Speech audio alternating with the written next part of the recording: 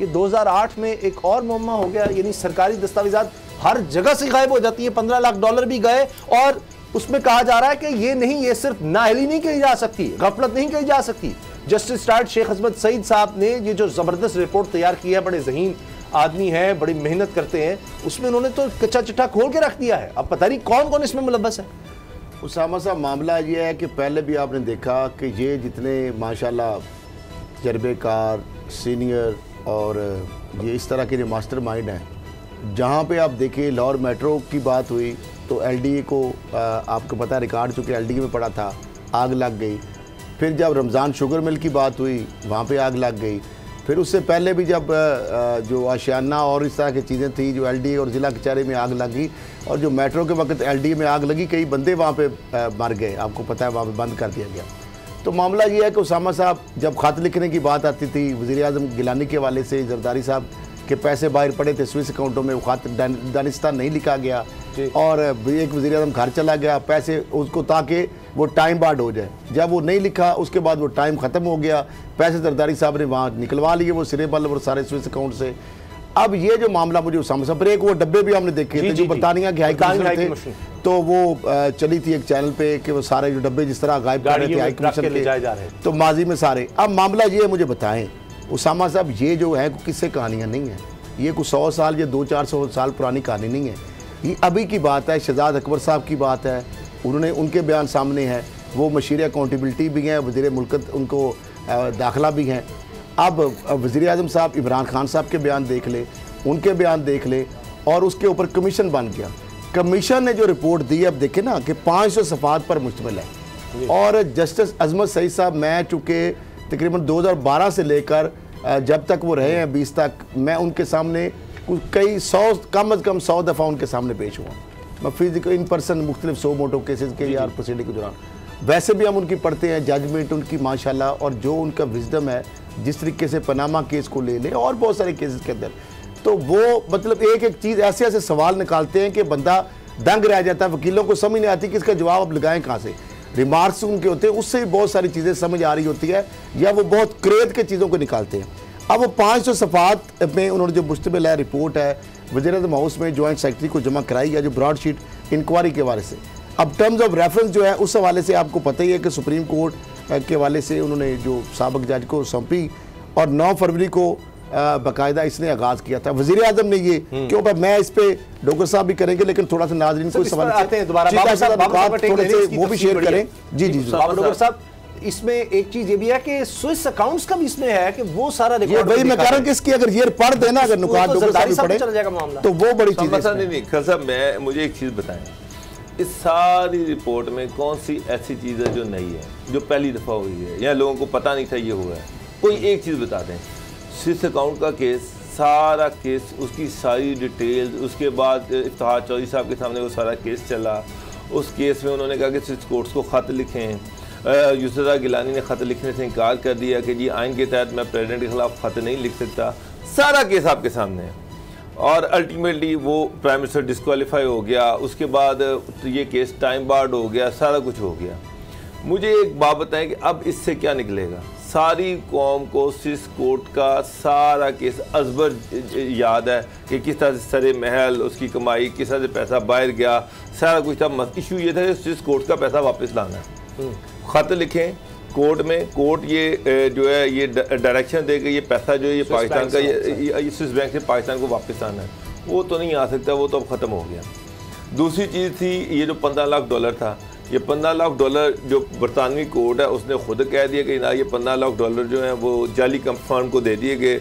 2008 में आसिफ अली जरदारी साहब की गवर्नमेंट थी, उस वक्त पता कर लें वकला कौन कौन से थे जो पाकिस्तान की तरफ से पेश होते रहे और जिन्होंने वहाँ जाके फैक्ट छुपाए।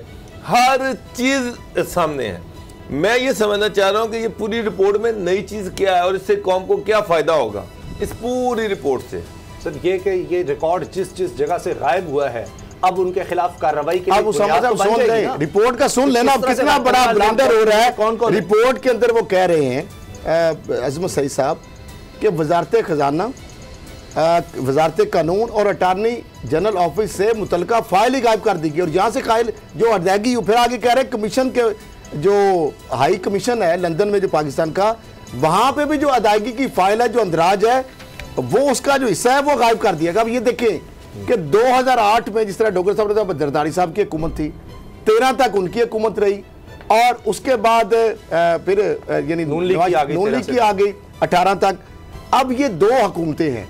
मुझे बताएं इसमें टर्म्स ऑफ रेफरेंस में ये भी कहा सिरे मल का इन्होंने काम जो इनके जिम्मे डाला गया था कि असर 9 तहकीकात करनी है, हुदैबिया जो पेपर और इंजीनियरिंग जो मिल जाए उसका सवाल ये था।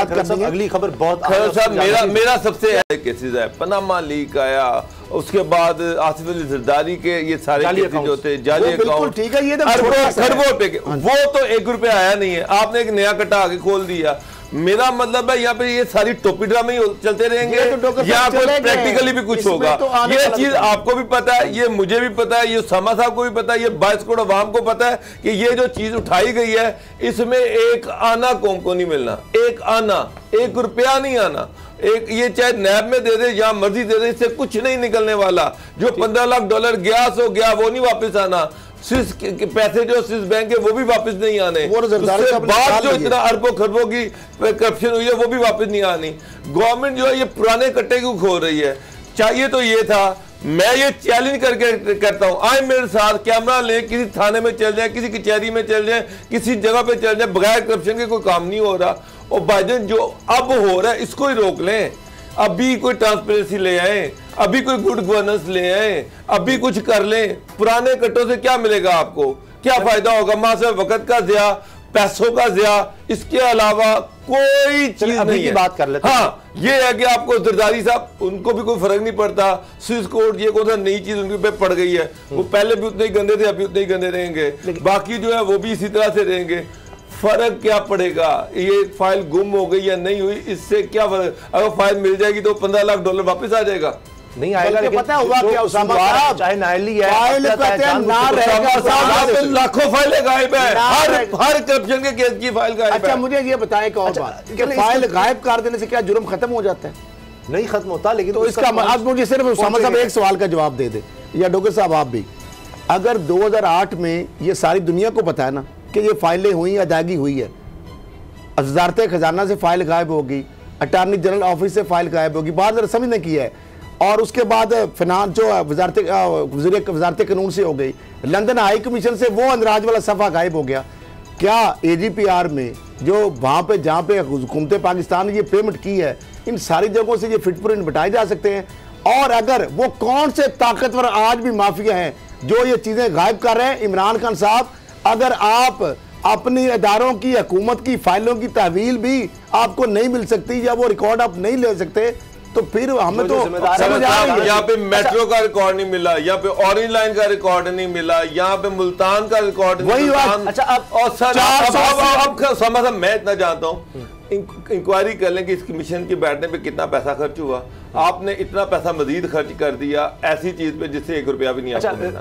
मेरा ये कहना है कि गवर्नमेंट को चाहिए कि खुदा का नाम है, अपनी गवर्नेंस की तरफ तवज्जो दे, अपनी एडमिनिस्ट्रेशन की तरफ से लेके ये कौम को रुबानी रटे हुए केस हैं। ये 500 का 5000 सफे भी होते हैं।